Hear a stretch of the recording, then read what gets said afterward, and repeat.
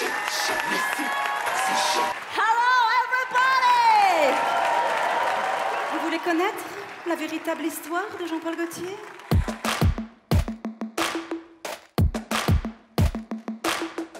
Mon rêve étant tout petit, c'était de faire une revue.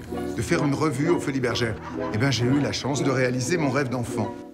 Au printemps 2018, Capa me contacte pour me demander de suivre la création d'un show, la création du seul show que fera peut-être Jean-Paul Gaultier. Il racontait sur scène une version un peu idéalisée de sa vie, avec lui enfant qui était magnifique, voilà, son ours qui était magnifique, tout était magnifique. J'avais envie, moi, en parallèle, de raconter un petit peu les douleurs, les interrogations qu'il avait pu avoir pendant son adolescence et puis sa vie plus tard. Ah, du gloss! On lui met du gloss? Ouais. Nana, bah, ça a été mon ours en peluche, le seul et l'unique que j'ai eu étant tout petit. Je crois que j'avais 3 ans quand je l'ai eu. Je crois que c'est... Je voulais une poupée, mais mes parents ne voulaient pas, parce que c'était pas pour les garçons.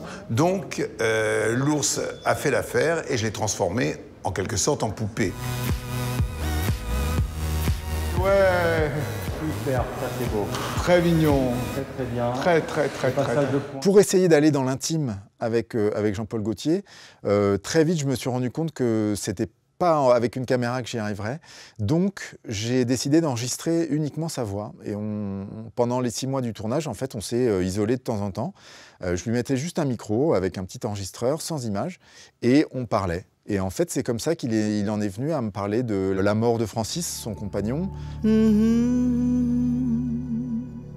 On ne savait pas ce que c'était. Il y en a qui commençaient à l'appeler le cancer gay. Et puis, une fois, on a décidé quand même avec Francis de se faire une prise de sang pour voir si on n'était pas contaminé, etc. Et il se trouve que lui était séropo. Ben, je sais que c'était l'appréhension, parce que déjà là, à cette époque-là, on savait qu'il n'y avait pas de solution.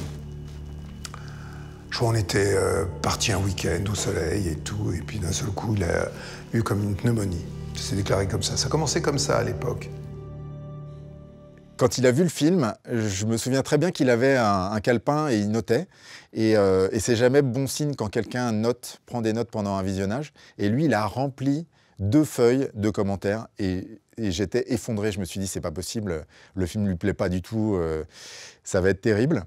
Quand on a terminé le visionnage, il s'est retourné vers moi. Et en fait, les notes qu'il avait prises, c'était des notes pour le spectacle. Donc ça s'est super bien passé. Il m'a dit, je n'en reviens pas de m'être confié comme ça, aussi précisément sur des moments aussi intimes de ma vie.